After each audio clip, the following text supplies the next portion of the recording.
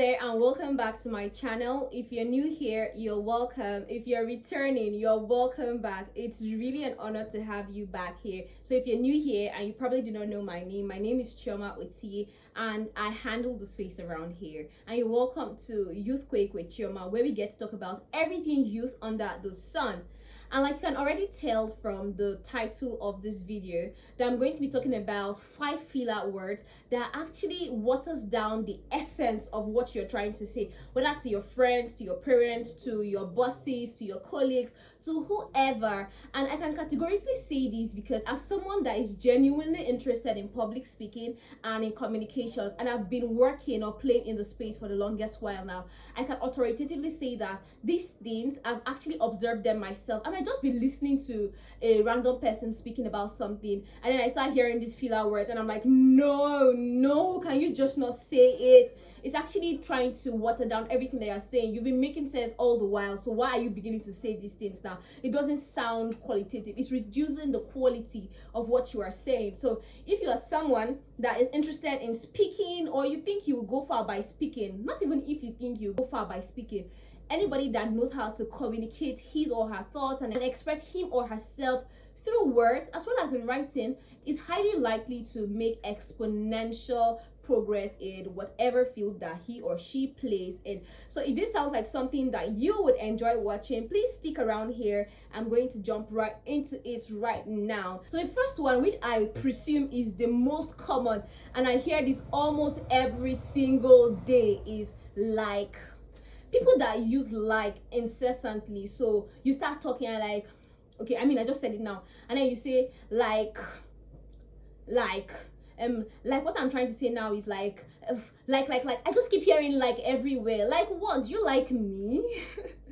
I mean, why is there like everywhere? So sometimes you might be saying something really potent or something very substantial, but incessantly including like this, like that, like, do you know what I mean? Like this, like that, like, it is too much. I mean, I'm not trying to say you shouldn't say that, right? But saying it too many times makes it a filler to start with. And when you say it too many times, it adulterates the essential substance of what you are trying to communicate. So if possible, try to reduce or eliminate the use of like when you speak. And I'm going to give you some instances of things you can say in place of like. You can say things like, what I'm trying to communicate is this. For instance, for example, just things like that. Instead of incessantly using like, it can get really boring, and I might just lose it for you. I might just not pay attention to what you're saying anymore, because I know that in the next 5 seconds you'll probably say like. So the second one, which I think is a Gen Z one,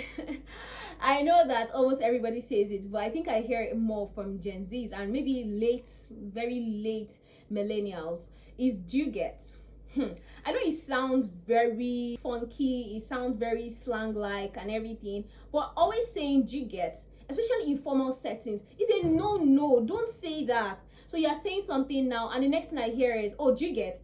I'm trying to go to this place and I'm trying to speak to this person, do you get? And you just say do you get every second.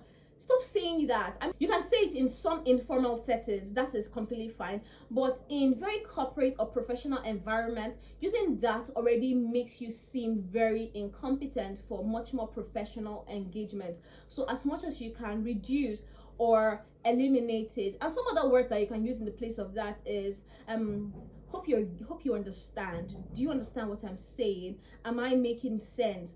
Instead of always saying do you get? What do I get? Am I going to get the ball from the air? So always try to limit the use of do you get?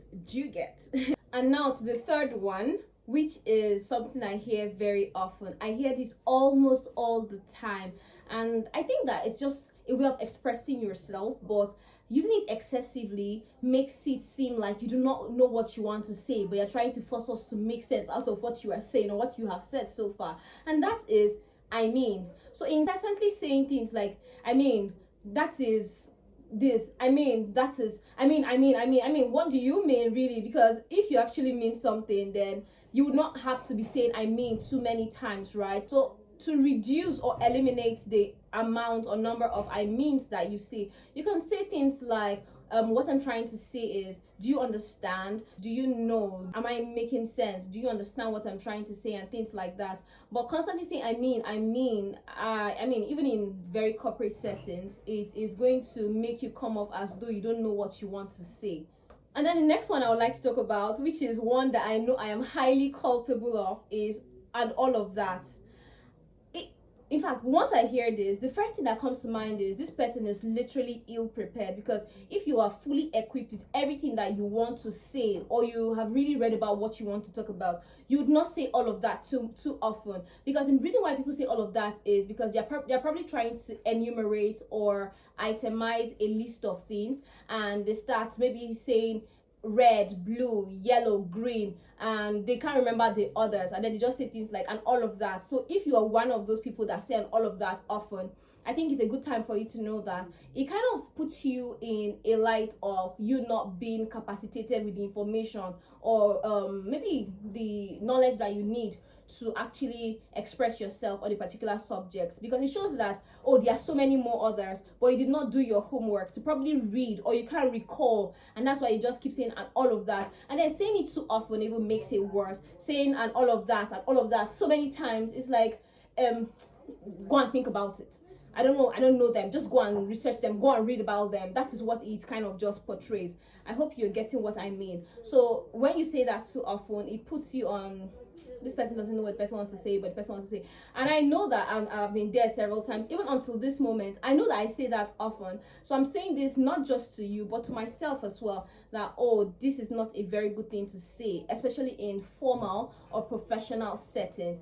Limit or eliminate it. And a few other things that you could say in place of and all of that is and so many others and so much more and a host of others, or just a few to mention and things like that, so that you don't incessantly say and all of that and all of that, and it just waters down. You know how you are making sense and you've been hitting the nail on the head, all of a sudden you just start saying and all of that. It just makes you feel very, very poorly prepared for whatever it is that you're doing. And now, ladies and gentlemen, to the fifth and last filler word that a lot of people use that adulterate whatever it is that they're trying to communicate is let me say.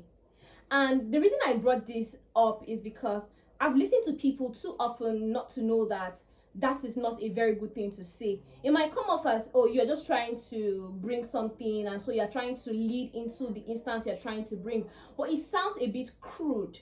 It sounds like you don't have the best words to express yourself. Let me say is like, just imagine. So how about you tweak things and not say let me say let's imagine, or can you imagine, or for instance, let me paint a picture. For example, these are alternative words or terms that you could use instead of let me say. It's like, what I'm not going to let you say. Okay, what are you going to do if I don't let you say?